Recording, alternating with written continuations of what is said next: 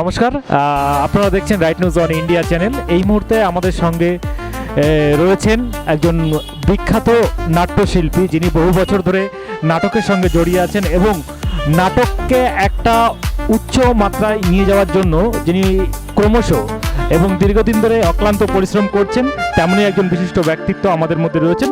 চলুন তার সঙ্গে একটু কথা বলে নেওয়া যাক। 50 বছর হতে চললো প্রায়। গোটা ব্যাপারটা হচ্ছে, যেভাবে নাটক চারপাশে হয় আমি সেই নাটকে বিশ্বাস করি না, আমি পাশ্চাত্য নাটকে বিশ্বাস করি না, আমি একটা ভারতীয় নাটক খুঁজে বেড়াচ্ছি। সেই জায়গায় দাঁড়িয়ে আমি যে নতুনভাবে থিয়েটারের কথা বলি তার নাম সহজিয়া থিয়েটার। আমি এটা নিয়েই সারা বিশ্বে ঘুরে বেড়াই, সারা বিশ্বে আমার থিয়েটারের কথা বলি, বিভিন্ন জায়গায় ওয়ার্কশপ করি, বিভিন্ন বিশ্ববিদ্যালয়ে পড়াই।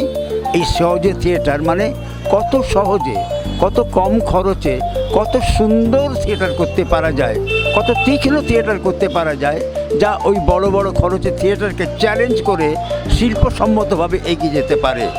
সেইটাই আমাদের কাজ। এই মুহূর্তে আমি একটা ইউনিভার্সিটিতে পড়াচ্ছি, সেখানেও সহজিয়া থিয়েটার নিয়েই কাজ করছি। রাইট নিউজ ইন্ডিয়া সংবাদ মাধ্যমকে আমার অসংখ্য ধন্যবাদ যে তারা আমার এই ইন্টারভিউটা নিলেন সশ্রদ্ধভাবে।